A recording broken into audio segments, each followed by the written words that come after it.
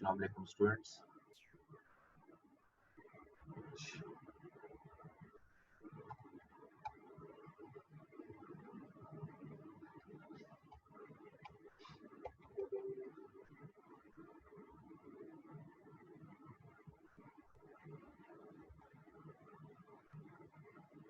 Ji,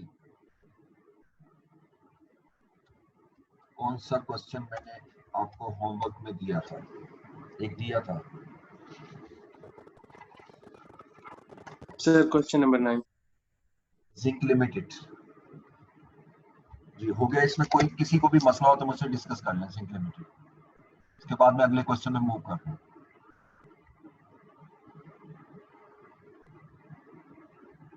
any student have a problem in this question, या कोई चीज नहीं समझ आई इसमें, वो डिस्कस करें।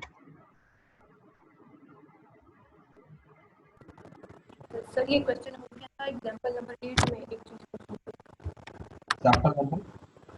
एग्जांपल नंबर 8 सर जो कल हमने किया था, मज़ाहिर लिमिटेड। जी सर। हाँ जी, ये सर कल किया इसमें था। पॉइंट, जी सर इसमें पॉइंट नंबर 6 है कि fix production overheads are allocated on the basis of machine hours. जी सर ये ठीक है। हमने टोटल यूनिट्स के बेसिस पे नहीं किया था। Fixed production are expected to increase at a rate of 8% on account of inflation, और fixed overhead are allocated on the basis of machine hours। यानी फिक्स्ड ओवरहेड जो है वो मशीन आवर्स की बेसिस पर एलोकेट हो रहे हैं। ठीक है, तो हमने बेसिकली यहाँ पर हमने क्या किया कि पर यूनिट में कन्वर्ट किया।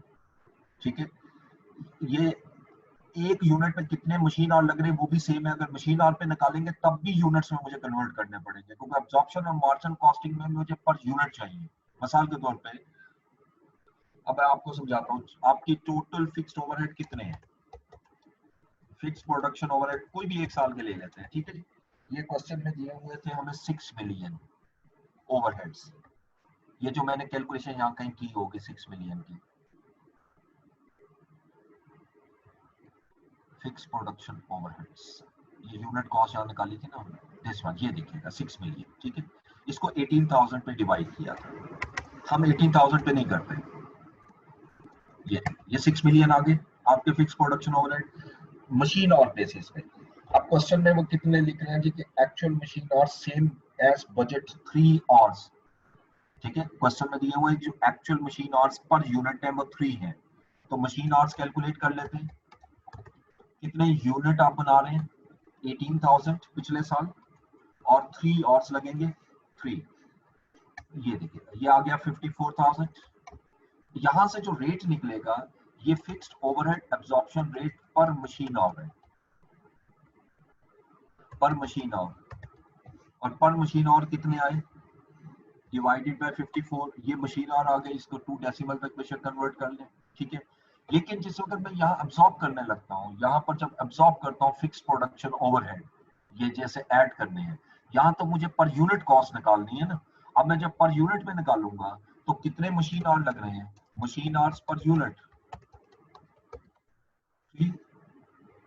तो जब मैं इसको मल्टीप्लाई करूंगा तो फिक्स्ड ओवरहेड एब्जॉर्प्शन रेट आ जाएगा per unit, which is equal to same वही अमाउंट निकलेगी। इसलिए हम इतनी लंबी कैलकुलेशन नहीं करते, हम इसको डायरेक्ट पर यूनिट में ले लेते हैं, क्योंकि इसमें फर्क कोई नहीं आता।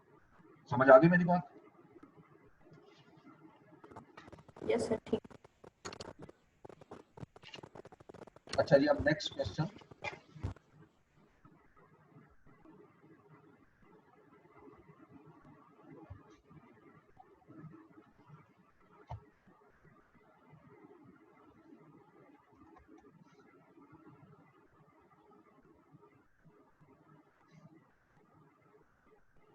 अच्छा, ये क्वेश्चन तो आप कह रहे हो आप कोई नहीं बोला तो इसका मतलब आप लोगों ने कर लिया। क्वेश्चन नंबर 10 देखिएगा, ये जरा थोड़ा जी प्लीज। सर ये तो इंक्रीमेंटल बजट क्या सिंपल ही है, अगर आप क्वेश्चन नंबर 11 करा दें तो वो जरा डिफरेंट है।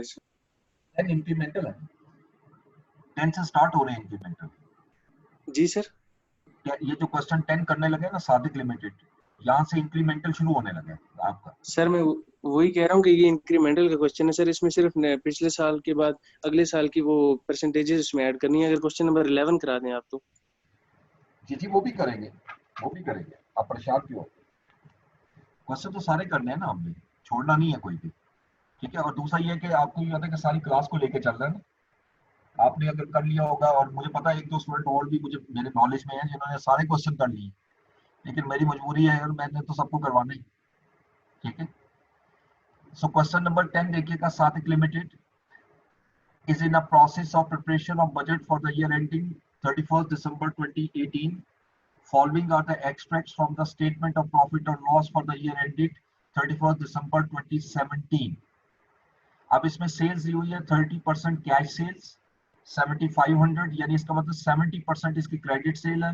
कॉस्ट ऑफ गुड्स सोल्ड है 4000, ग्रॉस प्रॉफिट गिवन है, ऑपरेटिंग एक्सपेंसेस 1250 है, और नेट प्रॉफिट बिफोर टैक्स।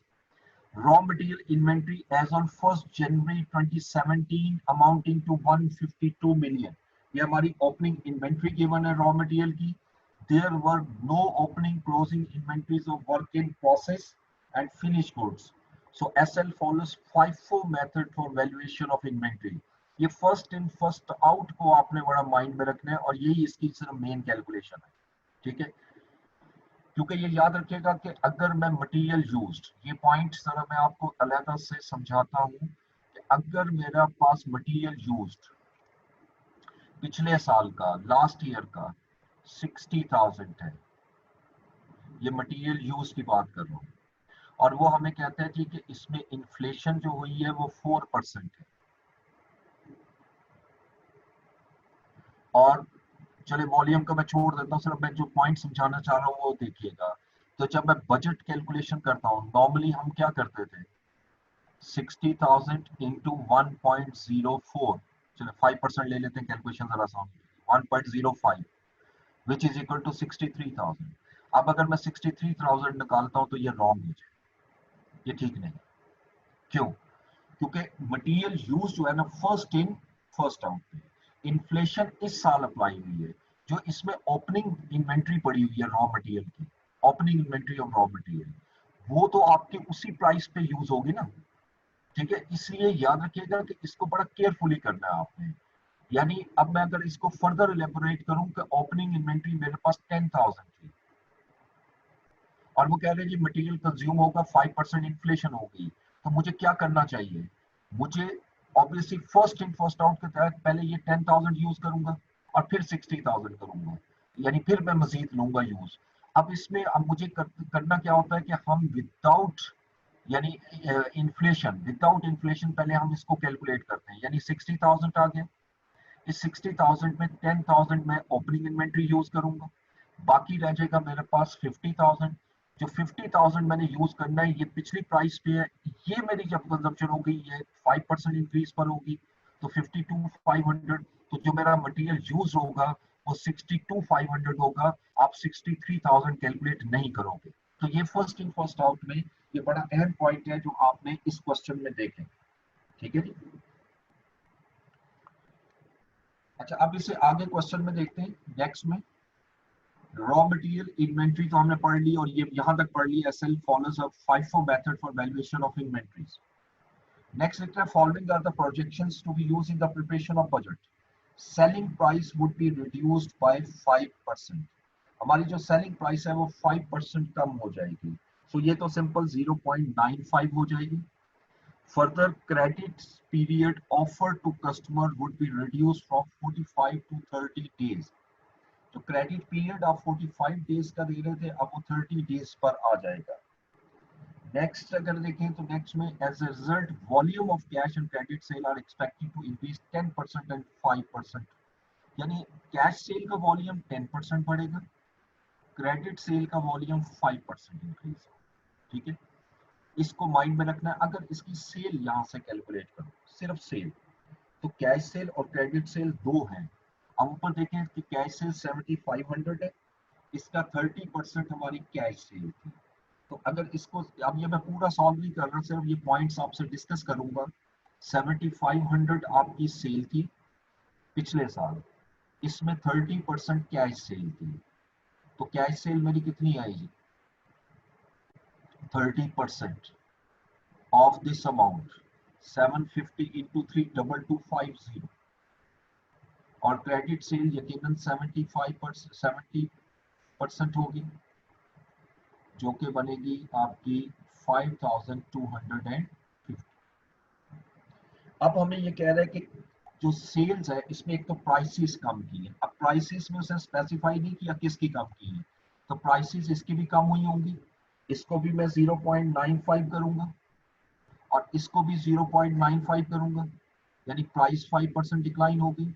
लेकिन फर्दर वो कह रहा है कि जो कैश सेल का वॉल्यूम है, ये जो credit sales credit period offered जो किया है 45 टू 30 डेज, इसका सेल से कोई ताल्लुक नहीं है, यानी वो तो रिसीवेबल्स है, वो कैश से रिलेटेड है आइटम। आगे वो लिख रहा है volume of cash cell increase by 10% और क्रेडिट सेल का वॉल्यूम 5% बढ़ा, यानी इसको अब मैं फर्दर मल्टीप्लाई करूंगा 1.10 से, इसको मैं मल्टीप्लाई करूंगा 1.05। अब ये जो दो आंसर आएंगे ए प्लस बी, इसको जब प्लस कर लूंगा इट बिकम्स अ सेल्स, ये सेल्स का हमारी कैलकुलेशन, ठीक है। नेक्स्ट में देखिएगा, ratio of manufacturing cost was 532 for raw material direct labour at factory. ये मैन्युफैक्चरिंग कॉस्ट है और ये कॉस्ट ऑफ गुड्स सोल्ड है, ठीक है। तो पहला स्टेप ये होता है कि कॉस्ट ऑफ गुड्स सोल्ड को कन्वर्ट करना होता है मैन्युफैक्चरिंग कॉस्ट में, और इसको कन्वर्ट करने के लिए दो चीजें चाहिए होती हैं।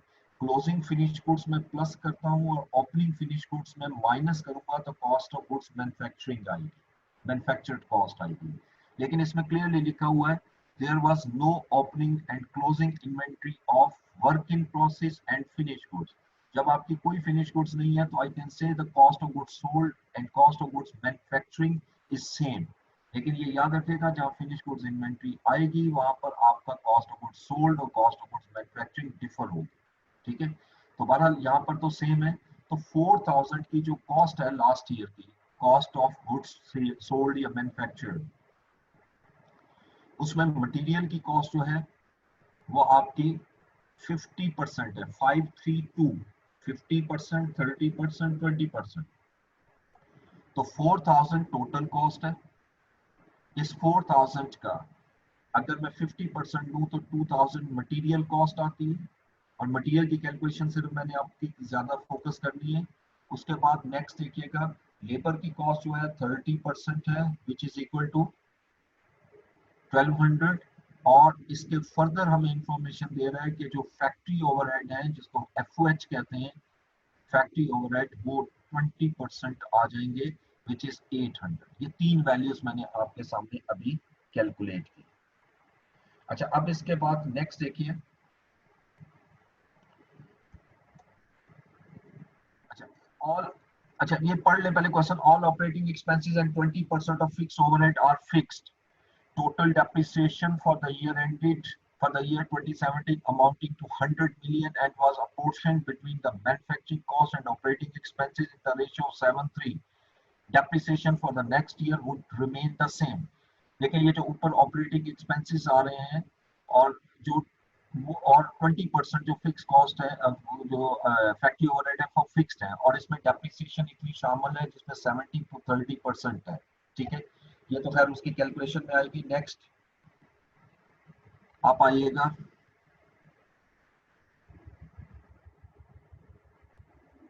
नेक्स्ट क्वेश्चन पार्ट में।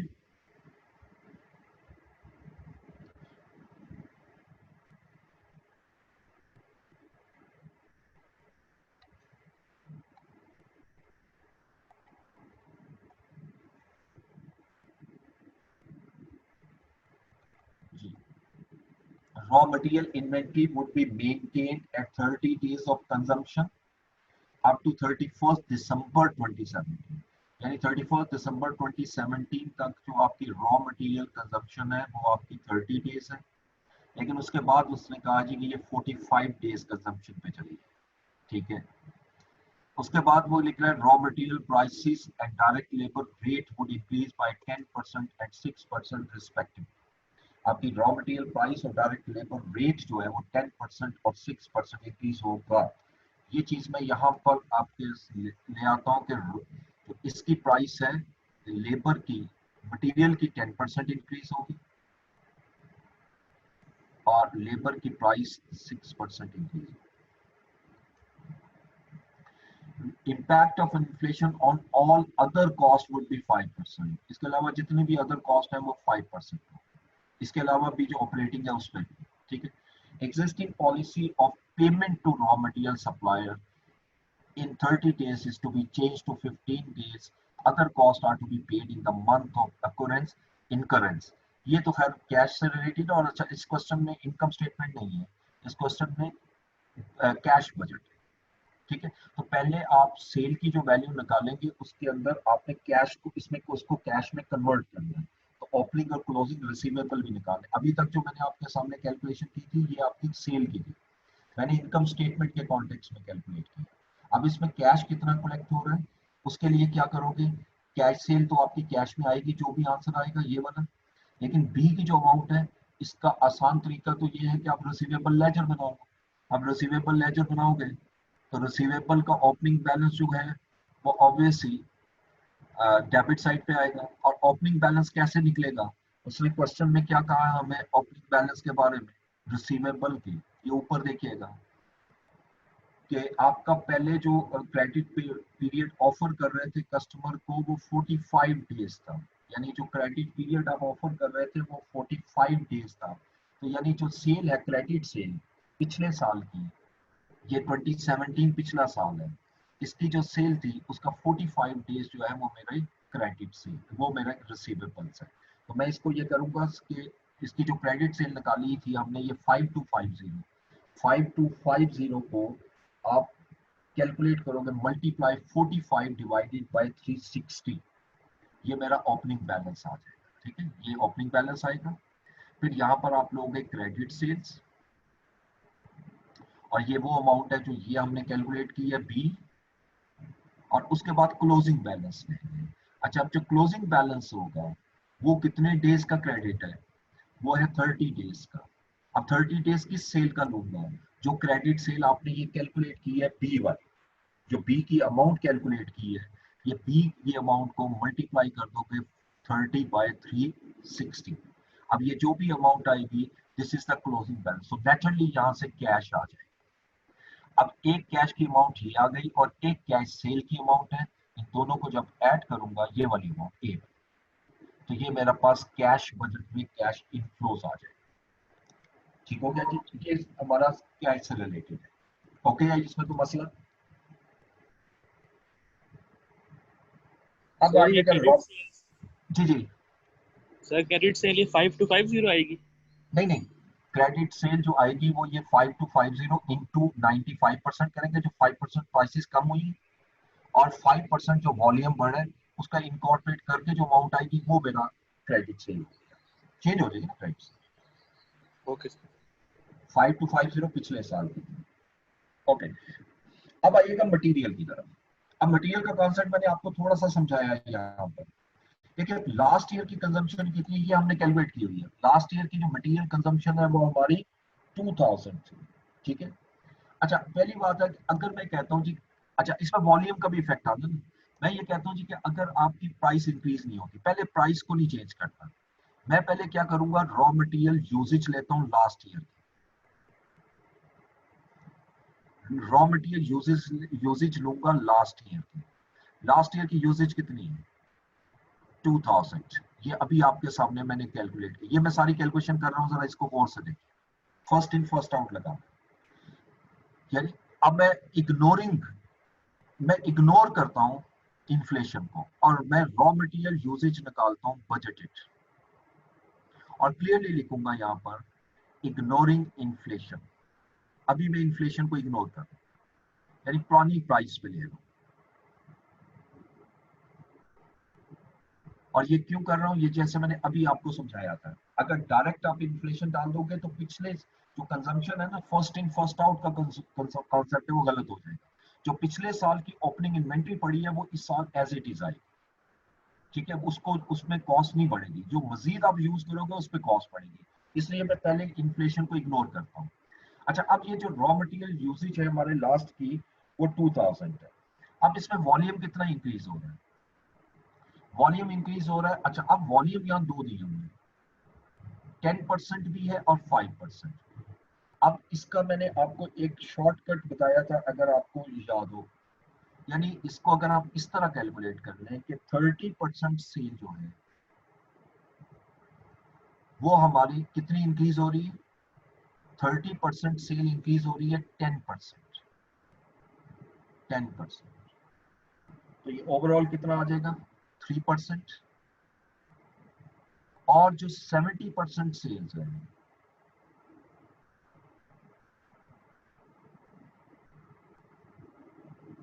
ये हमारी इंक्रीज हो रही है कितने परसेंट? 5%। ये बन जाएगा 3.5%। इन दोनों को ऐड कर लो, विच इज 6.5%। यानी इट मीन्स कि मेरी यूजेज इस साल की जो है पिछले साल की निस्बत 6.5% इंक्रीज होगी, इग्नोरिंग इन्फ्लेशन। तो मैं लेता हूं जी 2000 इंटू 1.065। अब इस कैलकुलेशन को करेंगे, कैलकुलेटर पे करें, क्या आता है जी? 2000 इंटू 1.065 विच इज 2130। यानी अब मेरी यूसेज आ रही है 2130।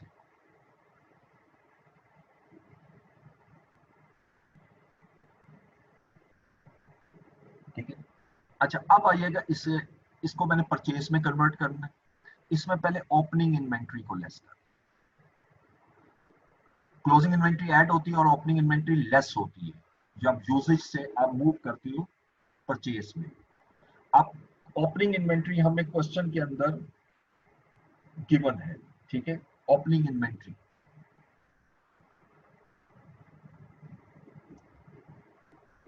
Raw material opening inventory 1 January 2017 150, लेकिन ये 2017 की है और आप इस वक्त बजट बना रहे हो 18 का।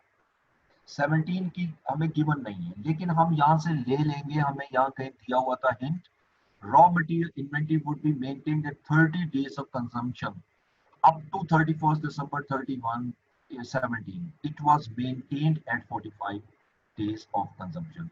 यानी 31st December 2017 तक ये इसके जो मेंटेन हो रहा था वो 45 डेज ऑफ कंजम्पशन था।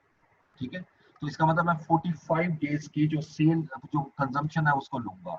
मेरी कंजम्पशन कितनी थी पिछले साल की? ओपनिंग इन्वेंटरी पिछले साल से निकलेगी, पिछले साल की कंजम्पशन है 2000, इसका 45 डेज वो कह रहे हैं, मल्टीप्लाई 45 डिवाइडेड बाय 360। इसको कैलकुलेट कीजिएगा, 2000 इंटू 45 डिवाइडेड बाय 360, ये आ जाएगा 250 की अमाउंट। ये ओपनिंग इन्वेंट्री में माइनस कर दूंगा क्योंकि ये फर्स्ट इन फर्स्ट आउट है और मैं परचेज निकालना चाह रहा हूँ। ओपनिंग इन्वेंट्री से माइनस करेंगे, ये पहले से परचेज हो चुकी है, और इसमें क्लोजिंग इन्वेंट्री में ऐड करूंगा। और क्लोजिंग इन्वेंट्री के लिए अब पॉलिसी चेंज हो गई, हमने पढ़ा 30 डेज। अब ये 30 डेज होगी, और 30 डेज किस कंजम्पशन का? बजट कंजम्पशन का। 2130 इंटू 30 बाय 360। अब इसको कैलकुलेट किया, 2130 मल्टीप्लाई बाय 30 डिवाइडेड बाय 360, ये आ रहा है 177.50। जब इतना हिस्सा कैलकुलेट करता हूं तो ये मेरे पास मटेरियल परचेज आ जाएगी। लेकिन ये याद रखिएगा कि ये जो मैं परचेज अभी कैलकुलेट कर रहा हूँ आपके सामने कैलकुलेटर पे 2057.50, ये विदाउट इन्फ्लेशन है। मैं इसको कह सकता हूँ परचेजेस तो निकल आई है, लेकिन ये कौन सी प्राइसेस की है? ये परचेजेस है 2017 प्राइसेस की। ठीक है जी। अब मैं इसको कन्वर्ट कर लूंगा परचेजेस ऑफ 2018 प्राइसेस, क्योंकि मुझे कैश बजट बनाना है कि कितनी परचेज करनी है 2018 प्राइस। तो 2018 में उसने हमें क्या कहा था कि मटेरियल की प्राइस कितनी बढ़ेगी, बल्कि यही लिखा हुआ है, ये देखेगा 10%, यानी 10% इंक्रीज हो रही है प्राइस। तो ये आ जाएगी 2057.50 इंटू 1.10। अब इसको कैलकुलेट किया, 10% प्राइस इंक्रीज हो गई, ये आ जाएगा 2263.25, 2263.25। अब जैसे ही परचेज निकली, अब चूंकि मुझे पेमेंट चाहिए क्रेडिटर को, इसमें तो कैश परचेज का कोई जिक्र नहीं है, और क्रेडिटर्स की इंफॉर्मेशन ये है कि the existing policy of payment to raw material in 30 days is to be change to 15 days. यानी पहले पॉलिसी आपकी 30 डेज की थी और अब ये चेंज होकर 15 डेज हमारी पॉलिसी हो चुकी है। ठीक है, अब मैं क्या करता हूँ जी, यहाँ पर इसका आसान तरीका वही, मैं अकाउंट्स पेएबल का लेजर बनाऊंगा। पहले लेजर में सारी चीजें लिख लीजिएगा। अकाउंट्स पेएबल का ओपनिंग बैलेंस क्रेडिट साइड पे आता है, ब्रॉड फॉरवर्ड, ठीक है जी, और क्लोजिंग बैलेंस यहाँ पर आएगा डेबिट साइड पे। जितनी भी परचेज है वो जो मैंने कैलकुलेट की है वो यहाँ पर आ जाएगी। ये चूंकि कैलकुलेटेड है, ये अमाउंट मैं लिख लूंगा 2263.25, ठीक है। और अब मुझे सिर्फ ओपनिंग बैलेंस और क्लोजिंग बैलेंस चाहिए, ठीक है। क्लोजिंग बैलेंस मैं पहले निकाल लेता हूँ, यहाँ आराम से निकल आएगा। क्लोजिंग बैलेंस के मुताबिक उसने कहा जी कि पेमेंट की पॉलिसी जो है वो चेंज होकर 15 डेज हो चुकी है। अब जितनी मेरी परचेज है इसके 15 डेज जो है वो मैंने पे नहीं किया, this is a closing balance. So ये जो कैरी फॉरवर्ड की जो कैलकुलेशन है वो कैसे करोगे, 2263.25 इंटू 15 डिवाइडेड बाय 360, ये मेरा क्लोजिंग बैलेंस आ जाएगा 2263.25 इंटू 15 डिवाइडेड बाय 360, ये आ रहा है 94.302। तो इसको 94.30 कर देते हैं राउंडिंग में। ये मेरी अमाउंट आ गई, कैलकुलेट हुई। अच्छा, अब जो ओपनिंग बैलेंस है क्रेडिटर्स का वो 30 डेज का है, ये लिखा हुआ है 30 डेज का, लेकिन ये याद रखिएगा इसके लिए 30 डेज किस पे अप्लाई करना है, परचेज पे। कौन सी परचेज पे, पिछले साल की परचेज।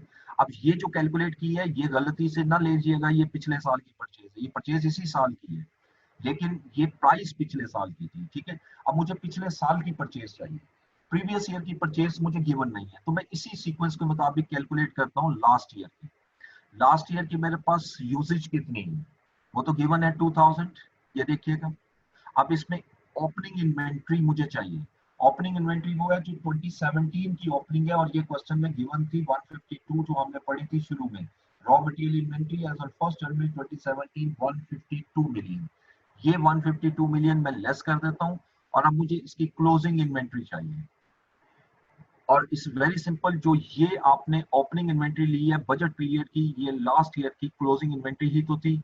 ये प्लस कर देंगे और माइनस करेंगे तो ये मेरी परचेज आ जाएगी पिछले साल।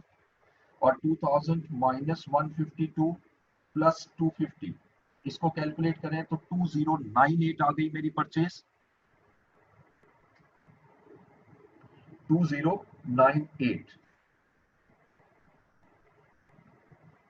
अच्छा, अब ये जो परचेज आई है इसका 30 डेज मेरा ब्रॉड फॉरवर्ड बैलेंस हो, 2098 इंटू 30 बाय 360। अब इसको कैलकुलेट जब करोगे, मल्टीप्लाई 30 डिवाइडेड बाय 360, तो 174.83 की अमाउंट आ जाए।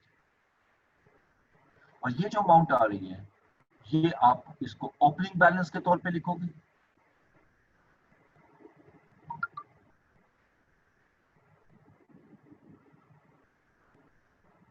ठीक है जी, 174.83। और ऑटोमेटिकली आपका वो जो बैलेंस आएगा वो कैश का बैलेंस है, ठीक है जी। ये मैंने कैलकुलेशन की, इससे आगे की जो कैलकुलेशन है वो इतनी मुश्किल नहीं है, तो वो भी देख ले, एक नजर देखते जाते हैं। इसके बाद फिर हमारे पास पेमेंट चुके हमने लेनी है, अब लेबर की तरफ आते हैं। लेबर में वो क्या हमें बता रहा है,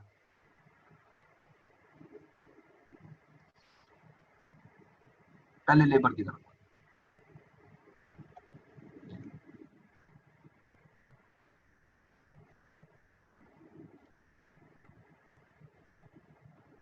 ओके, लेबर का तो उसने सिर्फ यही बताया था कि प्राइस जो इंक्रीज हुई है वो ये, लेबर की जो आपकी कॉस्ट है वो इंक्रीज हुई है 6%, ठीक है। ये तो इजीली निकल आएगा आपका, 6% आपने इसका इसका इम्पैक्ट डाल दिया, ये तो इजीली हो जाएगा। और बाकी भी मेरा ख्याल है कि इसमें कोई मसला नहीं होना चाहिए। फिक्स्ड और वेरिएबल, ठीक है। तो इसमें जो मेन एरिया था वो मैंने आपसे डिस्कस किया। अब अगले क्वेश्चन में आइएगा, ये सबसे डिफरेंट क्वेश्चन है, question number 11। Queens Jewels QJ deals in imitated ornaments. पहले रिक्वायरमेंट देख लें, क्योंकि पहले भी मैं जो क्वेश्चन पढ़ रहा था इनकम स्टेटमेंट में ले गया था। ये कैश बजट है for of QJ for the quarter ending 31 दिसंबर 2015, ठीक है जी। वो कह रहे हैं month wise cash budget is not required, यानी पूरे क्वार्टर का बजट। एक तो होता है ना क्वार्टरली कि जी सितंबर अक्टूबर नवंबर या अक्टूबर नवंबर दिसंबर का बजट बनाओ, नहीं, वो कह रहा है कि ये समराइज बजट बनाना है, ये पूरे क्वार्टर का बजट बनाना है, और ये बजट जो है ये हमारा समराइज होना चाहिए। सो पहले क्वेश्चन पढ़ लीजिए। Queen Jewel QJ deals in imitated ornaments and operates its business online through a web portal. Orders are received through the website and dispatched through a courier. Mode of payment available to customers are as follows. Cash on delivery, which is collected by the courier, 60%. Advance payment through credit cards 40%। अच्छा, इस question में idea बहुत जरूरी है develop करना, ठीक है।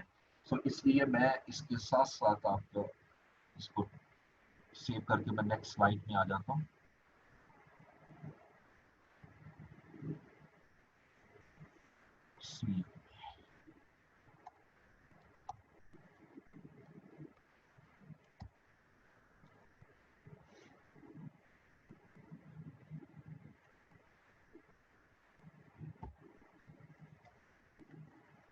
Question के मुताबिक हमारी जो सेल्स है वो दो हिस्सों की है।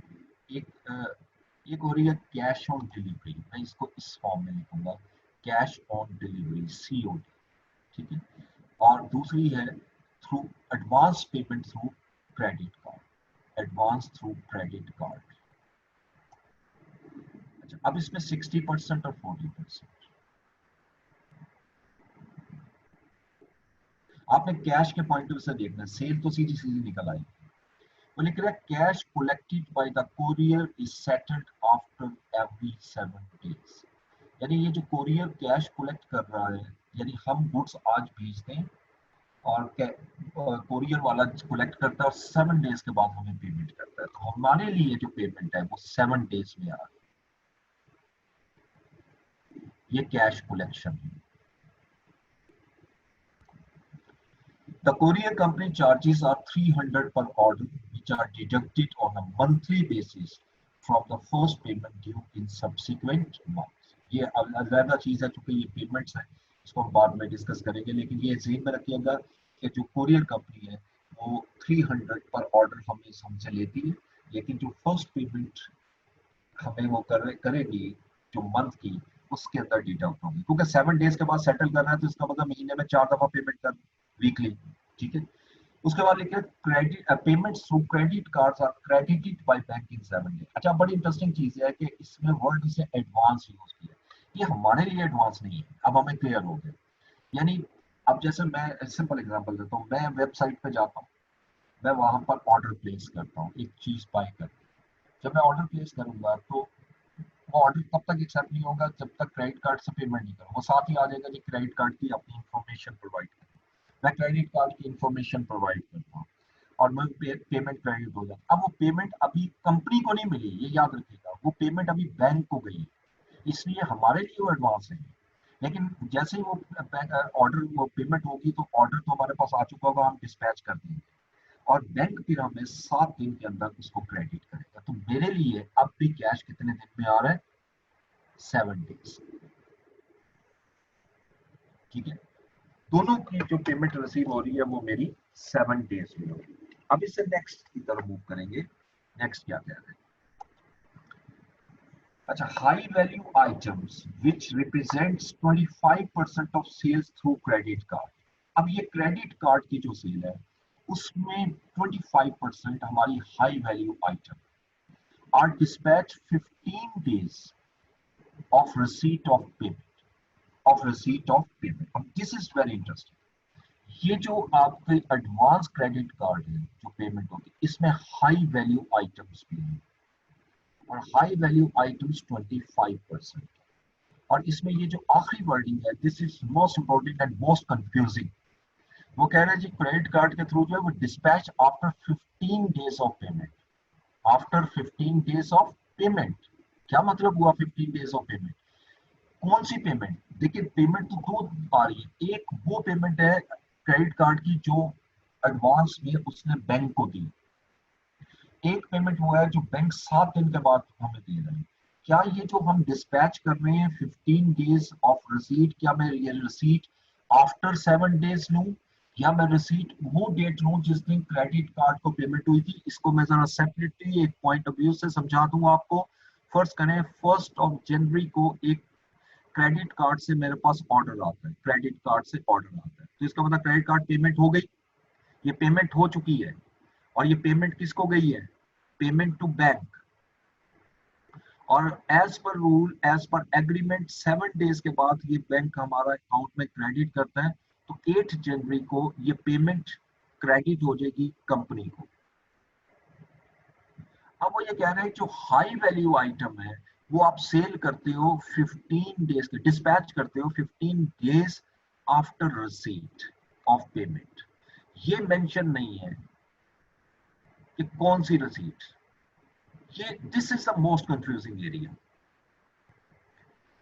तो लेकिन आपके माइंड में क्या आ रहा है? एनीवन, क्या माइंड में आ रहा है? किसको लेना चाहिए? Any student? क्या मैं यकम से 15 दिन लूंगा या 8 से 15 दिन? सर 8 से।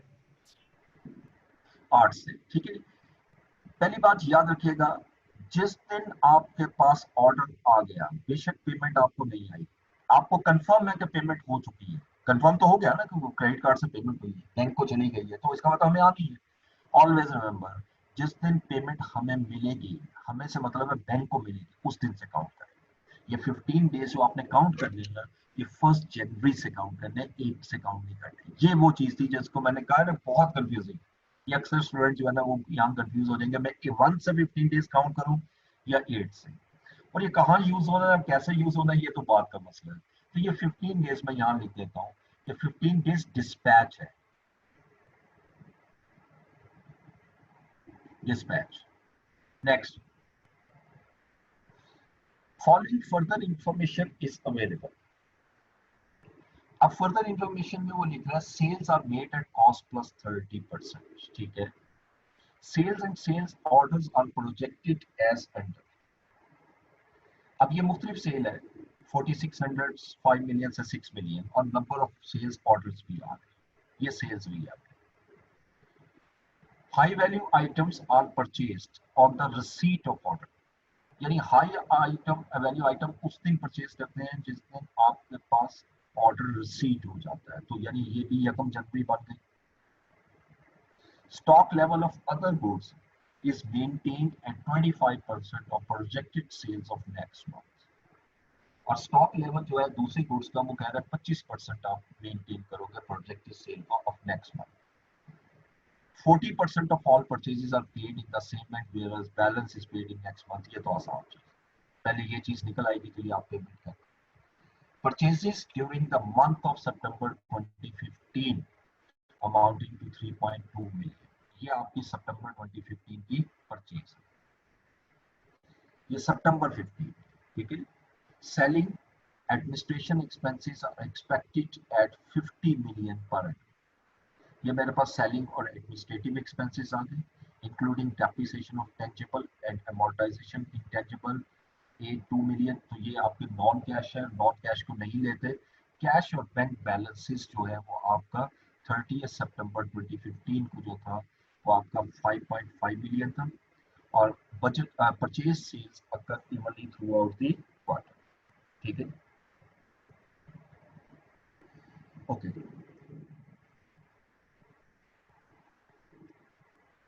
अब आइएगा कलेक्शन की तरफ। तो सबसे पहले कैश बजट बनाते हैं, कैश बजट बनाते हैं।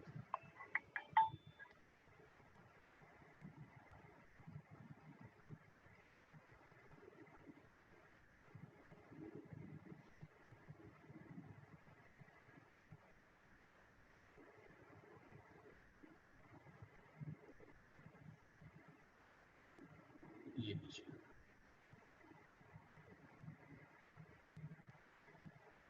क्वेश्चन नंबर है एग्जाम्पल नंबर 11।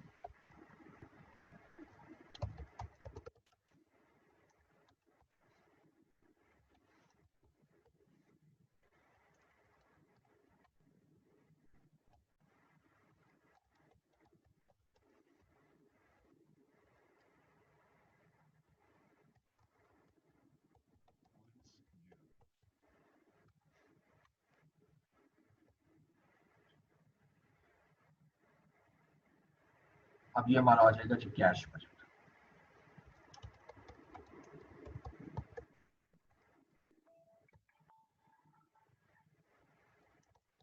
क्वार्टर एंड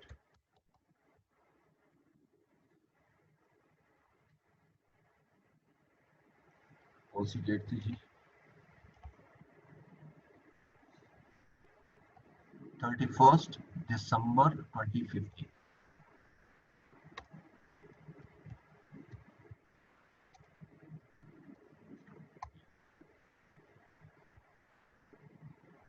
और अमाउंट इन थाउजेंड्स,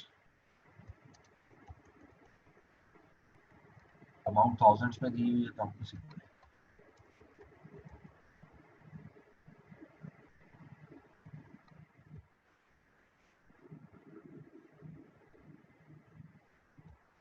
जी सबसे पहले पैटर्न डेवलप करते हैं। अभी जो मैंने आपके सामने स्लाइड बनाई है इसको पहले ओपन। जो कैश ऑन डिलीवरी है वो हमारी 7 डेज में है। अब ये याद रखिएगा हमारा क्वार्टर कौन सा है। हमारा क्वार्टर है अक्टूबर से लेकर दिसंबर, और उसने बड़ा क्लियर लिखा है evenly throughout the after adjustment. इसका मतलब है कि जो सितंबर की सेल थी, सितंबर की जो सेल उसके जो लास्ट 7 डेज हैं,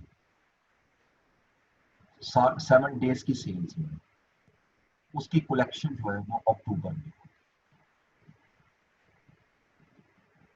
ठीक है जी। उसकी सेल हमारी उसका जो हमें कलेक्शन होगी वो अक्टूबर में होगी। सबसे पहले हम इसी चीज को ले आते हैं, अक्टूबर की सेल जो है। और इवन देखें चाहे वो सीओडी हो चाहे वो एडवांस हो, दोनों के दोनों जो है वो उसमें आती है। लेकिन इसमें ये याद रखिएगा कि इसमें हाई वैल्यू आइटम भी है, उसको छोड़। हाई वैल्यू आइटम कितने परसेंट है? 25%। अब ओवरऑल देखें, मैंने आपको एक वही प्रिंसिपल बताया था, अगर 40% सेल का 25% हाई वैल्यू है तो ओवरऑल कितने परसेंट है? 10%। इसका मतलब ये हुआ कि 10% को भी मैं छोड़ देता हूँ, 90% जो आपकी सेल है वो दोनों 7 डेज में कलेक्ट हो। 90% चाहे वो क्रेडिट कार्ड के थ्रू हो या कैश ऑन डिलीवरी यानी कोरियर के थ्रू, तो 90% सेल जो है वो मेरी कलेक्ट होगी। 90% सेल्स जो है वो 7 डेज, इसमें 7 डेज की जो सेल है उस मंथ की वो नेक्स्ट मंथ में होगी। ये पैटर्न बन गया, यानी 23 डेज की सेल उसी मंथ में आएगी और 7 डेज की सेल नेक्स्ट मंथ में आ जाएगी। इनसे पर मैं अगर सितंबर की बात करूं, सितंबर की 30 दिन की सेल है, 30 डेज सेल, डेली सेल होती है। इसमें 23 डेज की सेल वो हमारी सितंबर में ही कलेक्ट हो, लेकिन इसमें जो 7 डेज की सेल है वो हमारी कलेक्ट होगी अक्टूबर। चूंकि मैंने अक्टूबर नवंबर दिसंबर 3 बनाने, तो पहले इसकी तरफ आते हैं और इसको पहले लिख लेते हैं कि जी अक्टूबर में पहली कलेक्शन कौन सी। तो मैं पहले लिखता हूं कलेक्शन ऑफ रेगुलर आइटम्स का वर्ड मैं यूज कर अगेंस्ट रेगुलर आइटम सेल्स।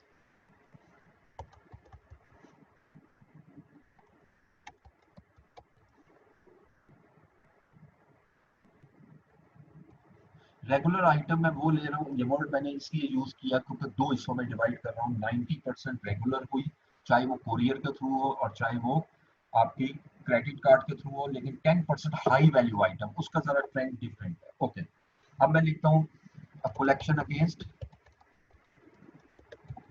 सितंबर सेल। ये कैसे कैलकुलेट होगी, सितंबर की सेल के अगेंस्ट कैसे कलेक्शन हो। यहाँ पर आइएगा सितंबर की सेल, सितंबर की सेल है 4600, चूंकि मैंने रुपीज इन थाउजेंड्स में लिया है तो 4.6 मिलियन लिखने की बजाय 4600, ठीक है। अब जैसे मैंने आपसे डिस्कशन की कि इसकी 10% सेल मैं निकाल रहा हूँ, जो 25% असल में, क्योंकि 25% जो है ना वो 40% है, तो ओवरऑल 10% हुआ। तो पहले मैं इसको कन्वर्ट कर रहा हूँ 90%, कि 90% जो 4600 की जो सेल हुई है, इसमें अब कैश सेल भी है और शायद क्रेडिट सेल भी है, दोनों नहीं, ये सारी 7 डेज की है। तो ये 7 डेज में कलेक्शन होगी, यानी इसकी जो 7 डेज की सेल है मल्टीप्लाई 7 डिवाइडेड बाय 30, ये मेरी कलेक्शन होगी अक्टूबर, ठीक है।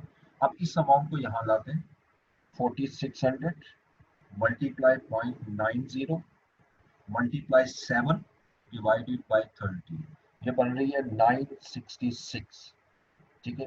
यानी 966 की सेल जो है वो मेरी यहाँ पर आ गई। अब इसके बाद मैं आता हूँ जी कि सेल्स फॉर द क्वार्टर।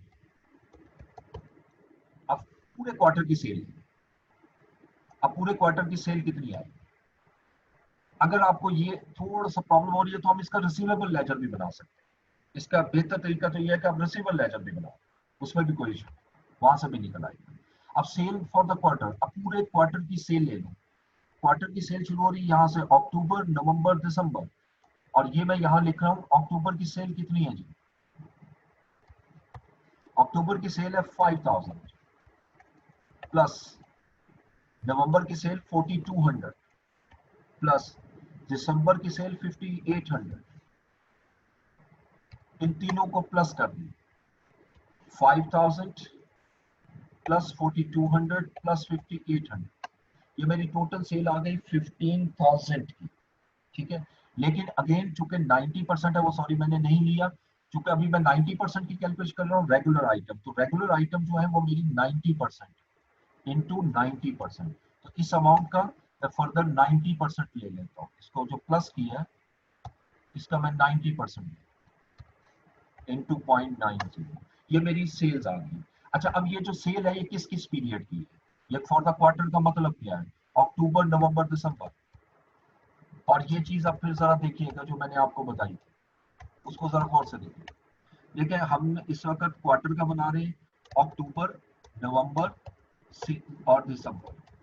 अक्टूबर में कौन कौन सी सेल आएगी, और अक्टूबर में सितंबर की, ये मैं डेज लिख रहा हूँ सर, सितंबर की 7 डेज की सेल्स आएगी अक्टूबर में, ठीक है। ये इन डेज, आपको समझाने के लिए मैं इन डेज में कन्वर्ट कर, 7 डेज की सेल है अक्टूबर, अक्टूबर की जो सेल होगी वो 23 डेज की अक्टूबर में कलेक्ट होगी, 7 डेज की नवंबर में कलेक्ट होगी, नवंबर की सेल 23 डेज की नवंबर में कलेक्ट होगी, 7 दिसंबर में कलेक्ट होगी, दिसंबर की सेल 23 डेज की यहाँ कलेक्ट होगी, और 7 डेज की मेरी कलेक्ट होगी जनवरी, ठीक है। ये 7 डेज मेरे कलेक्ट नहीं होंगे। अब जरा देखिएगा मैंने क्या किया, ये वाली सेल तो ले आया 966 7 डेज की, फिर मैंने ये सारी सेल ले ली, ये देखो ये अक्टूबर की पूरी सेल, नवंबर की पूरी सेल, अब दिसंबर की 23 डेज की सेल आनी चाहिए, मैंने पूरी लिख दी। अब जो दिसंबर की जो 7 डेज की सेल है वो मैं माइनस कर, ठीक है, क्योंकि वो मेरे इस पीरियड में कलेक्ट नहीं हुई, तो मैं यहाँ पर लिख देता हूँ December sale collected will be not collected, जो कलेक्ट नहीं हुई, और वो कितनी है, सेम इसी तरीके से जो ऊपर कैलकुलेशन की है 4600 वाली। अब यहाँ पर दिसंबर की सेल कितनी है 5800, ये ऊपर मैंने लिखी हुई है 3 सेल्स 5800, इस 5800 का पहले मैं 90% कन्वर्ट करूंगा। अच्छा, 90% कन्वर्ट करने के बाद फिर इसके 7 डेज की सेल मुझे कलेक्ट नहीं हुई 7/30, ये अमाउंट जो है ये मैं यहाँ पर माइनस करूंगा क्योंकि ये कलेक्शन में नहीं आई। 5800 इंटू 90 डेज इंटू 7/30, ये आ रहा है 1218। ये जितनी अमाउंट आई है इसको मैं इस कॉलम में ले आता हूँ और इसको प्लस करके यहाँ ले आता हूँ, ये आपकी रेगुलर आइटम की कलेक्शन।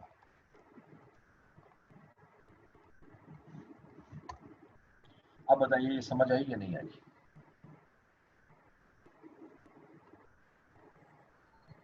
ओके, आगे चलिए। अब मैं लेता हूं जी collection against high value items जो कि 10% है। High value items sales, high value item 10%। अच्छा, अब हाई वैल्यू आइटम का ट्रेंड क्या है वो मैंने यहां आपसे डिस्कस किया था पहले। यहां पे हाई वैल्यू आइटम का ये है कि हम फर्स्ट को, हमारे पास बैंक में कैश आ जाता है, किसी भी महीने की फर्स्ट को बैंक कलेक्ट करता है, ठीक है। अच्छा, जिस दिन कलेक्ट हो गया उसी दिन हम परचेज कर लेते हैं और उसके बाद हम उसको डिस्पैच करते हैं आफ्टर रिसीट ऑफ पेमेंट। यानी इससे डिस्पैच करेंगे 15 जनवरी को या 16 कर लो, चलो 16 जनवरी को मैं डिस्पैच करूँ। मुझे सिर्फ इतना बताइएगा सेल्स कब रिकॉर्ड हो, क्या 1 जनवरी को या 16 जनवरी? एनी स्टूडेंट, सेल कब रिकॉर्ड हो? ये तो फाइनेंशियल का कॉन्सेप्ट है जो मैं आपसे पूछ रहा हूँ, नई चीज तो नहीं है। 16 को सर फर्स्ट को। फर्स्ट को, ये किसने बोला है यार? ये कौन बोला है फर्स्ट को? 16 को असद, आप बोले? सर मैंने तो IFRS 16 को बताया सर। मैंने 16 को। मैंने 16 को बताया, IFRS अच्छा, आपने 15 को 16 बोला। मैं वही हैरान हो रहा हूँ कि IFRS 15 भूल गए हो। जिस दिन आपके पास डिस्पैच होंगी गुड्स उस दिन आपका रिस्क और रिवॉर्ड ट्रांसफर हो चुका होगा। सेल्स मेरी इस दिन रिकॉर्ड होगी और कैश किस दिन आना है मेरे पास। आप फिजिकल कैश कब आना है, मैं वर्ड यूज कर रहा हूँ फिजिकल कैश। 8 डेज के बाद, इसको बेशक 15 कर लेंगे क्योंकि वो फिर आपकी कैलकुलेशन में थोड़ा सा प्रॉब्लम आई। तो ये 8 को, इसका मतलब है कि ये कैश सेल की निस्बत एडवांस में आ रहा है, एडवांस में।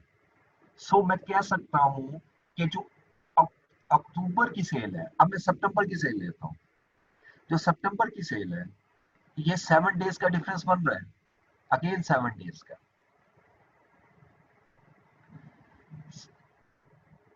सितंबर की जो कैश कलेक्शन है, अक्टूबर की जो कैश कलेक्शन उसमें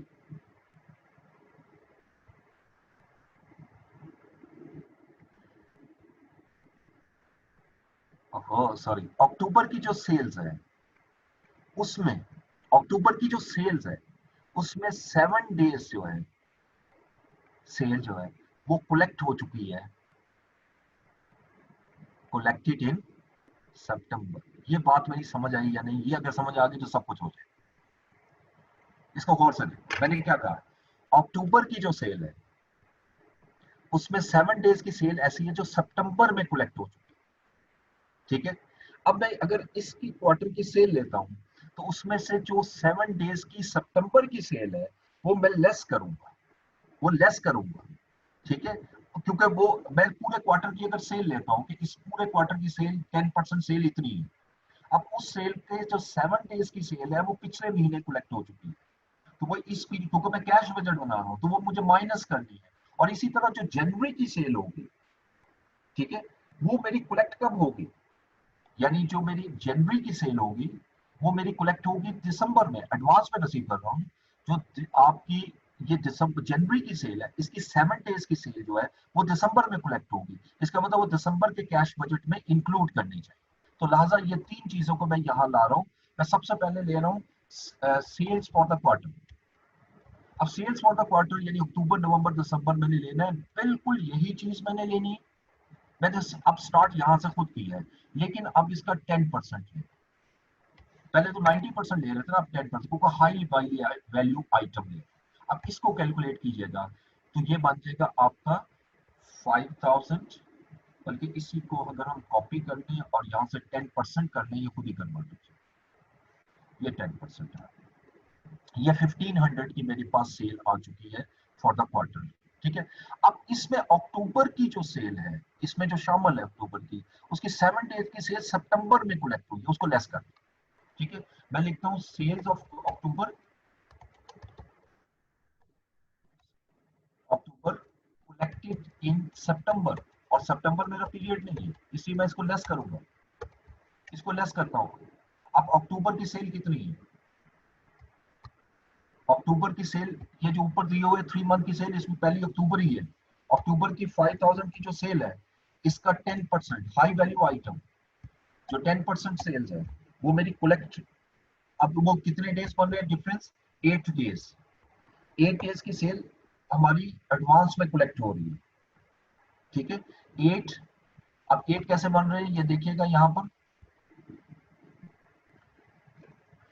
देखो टोटल 15 डेज है, अगर मैं इस तरह से डेट से आपको कंफ्यूजन होगी, टोटल 15 डेज है जिसमें 7 डेज के बाद बैंक हमें पेमेंट करता है, और फिर बाकी रिमेनिंग 8 डेज के बाद आप डिस्पैच करते हो। तो जब सेल आप रिकॉर्ड करते हो वो डिस्पैच के वक्त करते हो, तो ये 8 डेज मैं लूंगा जो एडवांस पेमेंट है, 8/30। अब इसकी कैलकुलेशन करें तो ये आएगी, ये माइनस करना है मैंने, 5000 इंटू 10% इंटू 8/30, ये 133.33 लेस हुआ। इसी तरह जो दिसंबर तक की तो सेल आ गई, जो जनवरी की सेल है वो मेरी कलेक्ट होगी, 7 डेज की सेल, 8 डेज की सेल सॉरी, जो कलेक्ट होगी वो इसी पीरियड में होगी। तो मैं लिखता हूँ sales of January collected in December, वो दिसंबर में लेके आना है, वो इसमें शामिल नहीं है ऊपर वाली सेल में, दिसंबर। तो अब देखिएगा जनवरी की सेल कितनी है, इसी को कॉपी करें यहाँ पर, दिसंबर की सेल कितनी है, सॉरी क्वेश्चन कहाँ गया, 6000, यू कैन सी जनवरी की सेल है 6000, मैं यहाँ पर 6000 कर दूंगा अमाउंट 5000 की बजाय, और अब इसमें फार्मूला पुट करता हूँ, इसी फार्मूले को यहाँ ले आता हूँ, चले अलग से लगा लेते हैं, 6000 इंटू 10% इंटू 8/30, ठीक है, ये 160 आ गई।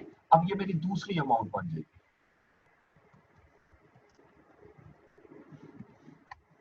1526.27। अब यहां तक अगर मैं कलेक्शन करूं तो ये मेरी टोटल कलेक्शन आ जाए, ये टोटल ग्रॉस, अब मैं वर्ड यूज कर रहा हूँ ग्रॉस कलेक्शन, क्योंकि इसके अंदर फिर आपने वो जो 300 रुपीज वाली अमाउंट पड़ी थी उसको भी लेकर आना है। वो 300 वाली कौन सी, जो कोरियर चार्जेस डिडक्ट करके करता है, जो चीज डिडक्ट होती है ना वो हम रेवेन्यू से ही माइनस कर देते हैं, इसलिए माइनस करते हैं रेवेन्यू से क्योंकि वो हमें मिले ही नहीं है, वो अमाउंट हमें मिली नहीं है। ये ग्रॉस कैलकुलेशन तक तो मैंने अभी सॉल्व कर दिया आपको। अब देखें, आप बाकी कोशिश करें, लेकिन अदरवाइज अगली क्लास में होगा, क्योंकि सिर्फ 1-1.5 मिनट रह गया मेरे पास, और अभी की ये खुद बहुत बंद हो जाएगी, तो मैं अगर शुरू भी करूंगा तो दरमियान में रह, ठीक है। तो इतना हिस्सा मैंने सॉल्व किया, तो इसको देख लीजिएगा। इसके अलावा अब मैं आपको होमवर्क दे रहा हूँ, नेक्स्ट क्वेश्चन, इस क्वेश्चन को अगर नहीं होता कोई बात नहीं, हम कंप्लीट करेंगे क्वेश्चन नंबर 12 और 13, ये 2 क्वेश्चन दे रहा हूँ क्योंकि आगे वीकेंड है, ये 2 क्वेश्चन आपने 12 और 13 करके रखने हैं और ये खत्म हो जाएंगे, और इसको हम सिर्फ अगली क्लास में डिस्कस करेंगे, और उसके बाद मैं नेक्स्ट चैप्टर की तरफ भी मूव करता हूँ। सर आपने कल टेस्ट का अनाउंस किया तो सीवीपी एनालिसिस का टेस्ट हो चुका हुआ है? हो चुका हुआ है, तो आप लोग कह रहे थे दोबारा ले रहे हैं, इसलिए मैं दोबारा ले रहा हूँ। Okay sir. ठीक है, नहीं तो बजट का लेना है तो मैं बजट का ले लेता हूँ। सर ये स्टूडेंट से पूछ रही है तो मैं कंफर्म कर रही हूँ। अच्छा, आप कंफर्म? जी जी मैं कर रही हूँ सर। ओके जी।